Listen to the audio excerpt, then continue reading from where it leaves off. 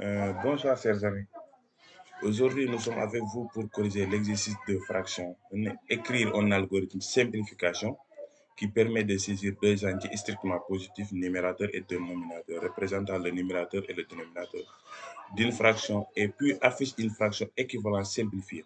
Par exemple, si les valeurs données initialement sont 18 et 27, la fonction affichera les messages suivants. La fraction initiale est 18 sur 27. La fraction simplifiée est 2 sur 3. Donc, on devrait écrire une code qui est en langage C qui va permettre de simplifier toute fraction donnée en entrée. Mais ici, il nous a donné un exemple, 18 sur 27. Donc, on va essayer de se baser sur ça pour écrire une code qui va permettre de simplifier toute fraction donnée en entrée. OK.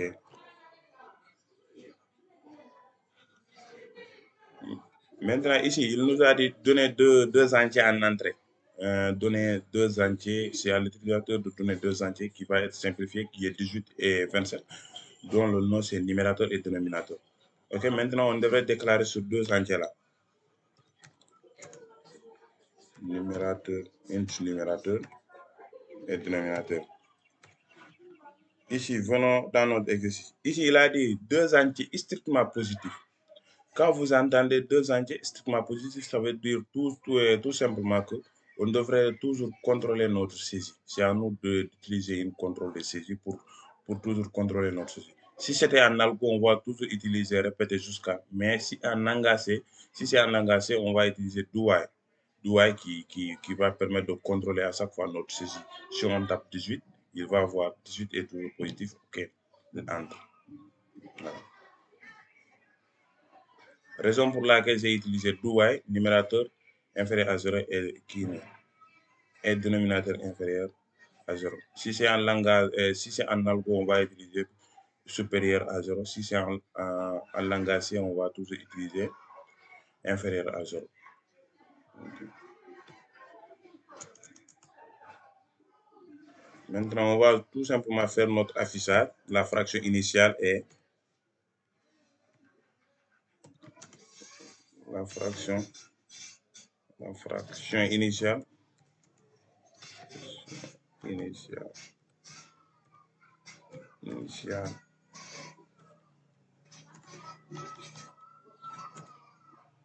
la fraction initiale est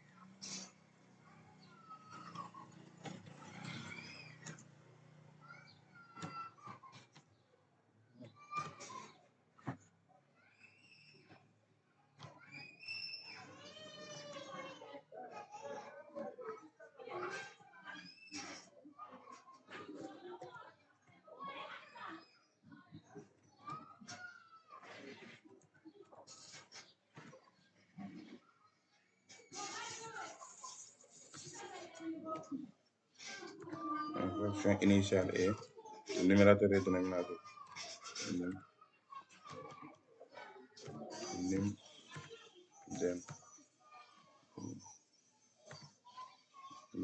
Okay. Maintenant, on va essayer d'utiliser notre boucle for numérateur. Ici, on devrait déclarer un entier qui va permettre de parcourir int i égale à. Je vais l'initialiser à 2 parce que tout entier est divisible par 1, raison pour laquelle je vais commencer à 2. I inférieur ou égal à numérateur, I inférieur ou égal à dénominateur. L'incrémentation de notre boucle. On a des boucles fortes, c'est initialisation, condition et incrémentation. Donc, on devrait incrémenter notre boucle.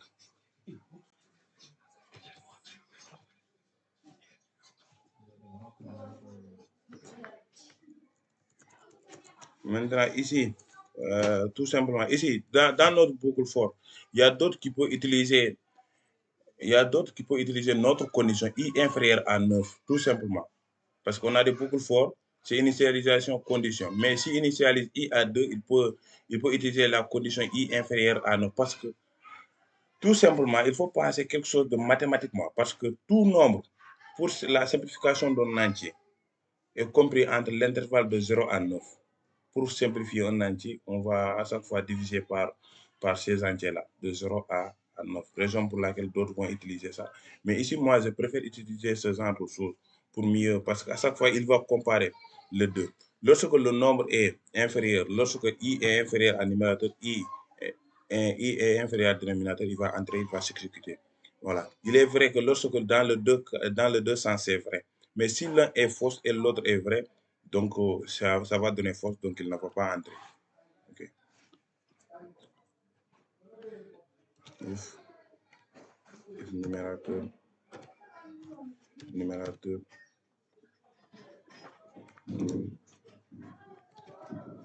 mode I égale à 0. Dénominateur mode I aussi égale à 0. Ici, cette condition-là, c'est pour vérifier si le nombre est divisible par I. Lorsque c'est divisé, parce que si c'est divisible, à chaque fois, il va vérifier numérateur modulo I égale à 0, ça veut dire que c'est divisible. Il va vérifier cette condition aussi. Si c'est vrai, il va entrer, il va s'exécuter. Donc, numérateur égale nim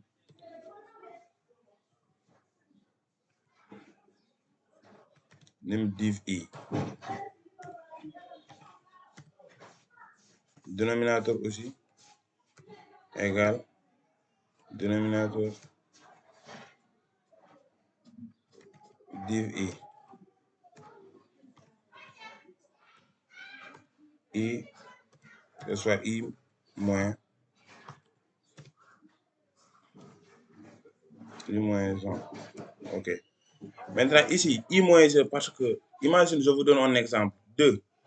Si je donne 4, si I égale à 2, n'est-ce pas 2, c'est inférieur à 2. Numérateur aussi, c'est égal à 2.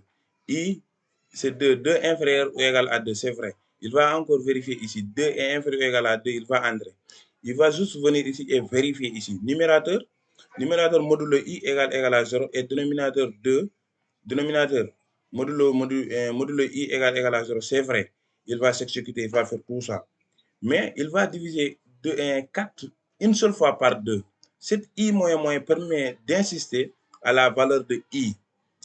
Il va toujours, parce que 4, on peut le simplifier 2 fois par 2. On peut le simplifier, on peut le diviser 2 fois par 2, n'est-ce pas? Raison pour laquelle j'insiste ici, I égale I moins. Pour ne pas, même s'il incrémente I, il va encore venir désincrémenter I pour vérifier une deuxième fois, n'est-ce pas, si ce nombre est peut-être divisible par I ou pas encore. Raison pour laquelle j'insiste sur I, soit I moins 1. Il va toujours insister sur la valeur de I. Si c'est simplifiable une seule fois, deuxième fois, donc il va le simplifier. Même si c'est 3 fois, il va le simplifier. Mais lorsque c'est simplifiable qu'une seule fois, il va passer à une étape suivante. Ok. Si vous ne comprenez pas, il faut écrire dans les commentaires et je vais essayer de voir comment expliquer encore quoi. Cette I égale I moins 1, c'est pour insister à chaque fois à la valeur de I. Parce que je vous ai donné un autre exemple, comme 2, 4. Si je prends 4, 4 est divisible par 2 deux fois. Imagine c'est 2 deux fois. Donc, il va prendre 2 divisé par 4. Le reste de la division, c'est 0. Il va prendre 2 encore, il va le diviser par 2 encore avant de passer. Raison pour laquelle s'il passe, il va revenir encore désincrémenter la valeur de I. S'il désincrémente la valeur de I avant de passer, il va essayer de vérifier tout ce qu'il fait ici. If numérateur, il va vérifier les conditions avant de continuer.